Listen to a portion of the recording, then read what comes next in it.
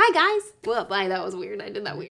Hi guys, it's me, your friendly neighborhood leader nerd. Today we are discussing Schubert's song Die Nebensonnen with text by Wilhelm Müller. I think the place for us to start today is with a reading of the poem. English translation, of course. Okay, here we go. Here is my translation. 3 suns saw I standing in the heavens. I have for a long time intently stared at them. And they also stand there, so fixed as if they did not want to move away from me. Ah, my sons, you are not. Look then at others in the face. Yes, recently I also had 3. Now the best 2 have gone down. If only the 3rd would go down as well. It is better for me to be in darkness. So, what the heck? What are we talking about here? 3 suns? Some song interpreters have speculated that the 3 suns are the virtues faith, hope, and love. I personally don't buy that particular interpretation, but if you find yourself so inclined towards it, then by all means, run with it. Literally translated, Nebensonnen means beside suns or next to suns. We translate this idiomatically as phantom suns, sun dogs, or mock suns. And what's a mock sun, you may ask? The scientific term for mock suns is parhelia, from the original Greek, meaning beside the sun. Parhelia is an atmospheric phenomenon that occurs when light is refracted by millions of hexagon-shaped ice crystals while they float through the air. Look, I'm not a scientist, but I'm gonna try to explain that in more detail. Imagine millions of tiny 6-sided ice crystals floating through the air, laying sort of flat. So the sun shines through these crystals and refracts. It gets bent, causing the illusion of 2 extra mini-suns to appear on either side of the actual sun. And the result is just spectacular. Take a look at some of these. Amazing! Gorgeous! Best seen when the sun is near the horizon, the parhelia are most often observed in cold climates, which is why they are particularly common in the polar regions, though they can happen anywhere and at any time of the year. Throughout the centuries, mock suns have been referred to in various sources. Aristotle makes note of them in his treatise on meteorology, saying, 2 mock suns rose with the sun and followed it all throughout the day. Well, that's not exactly what he said. All through the day until sunset.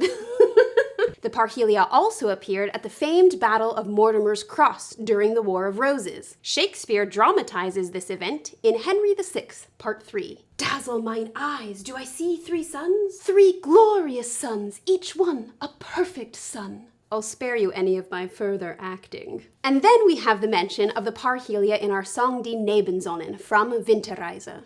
It's interesting to note that this is not the first visual phenomenon Wilhelm Müller makes reference to in his Winterreise poems. The poem Das Irrlicht features another type of optical effect. More to come on that in a later Leader School lecture. Say that 10 times fast. The Romantics of the 19th century were very intensely fascinated with optical effects, and Ian Bostridge has postulated that this might be because there was no adequate scientific explanation for them at the time. It seems there was something very appealing about the subjectivity to be explored through the mysterious or the unexplained. Scientists did not understand the phenomenon.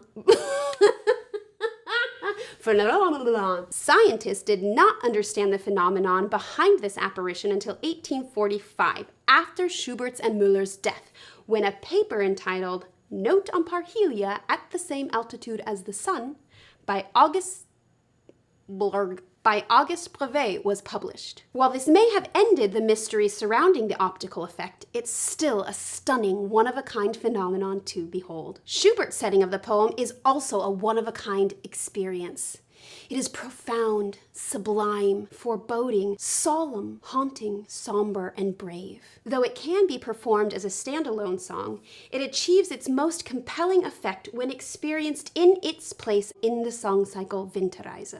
The protagonist of the cycle is a weary traveler, and by the time we encounter him in Die Nebensonnen, he has arrived near the end of his long journey, in which he has experienced extreme isolation and exile. He gazes up into the sky and sees 3 suns fixed on him, as if they do not want to leave him. But then, in a moment of despondent misery, he says, "You are not my sons. Go. go away and stare at others. He laments that until recently, he also had 3 sons in his life, but the best 2 have gone down. Now, this has been the point of much discussion. What were the best 2 sons that he has mentioned? They could represent the eyes of his beloved, which, as we have learned along the way, are no longer his to gaze into. But we never really get an answer to the question. The next and final song leads us into some sort of fantastical limbo of existence. In any case, I think the mock sons represent for him that which made life worth living, that which was the purpose of existence. And they are now gone, leaving him to say that he is better off in the dark. Which, I have to say, is my absolute favorite line of the entire song cycle. Im Dunkeln wird wie mir... Would be good if I could speak German on my podcast about German poetry. Go check out my full recording of this song on my IGTV channel and let me know what you think. As always, you can find me on Instagram @LeaderNerd or on YouTube as Mandee Madrid-Sikich. Thanks for watching!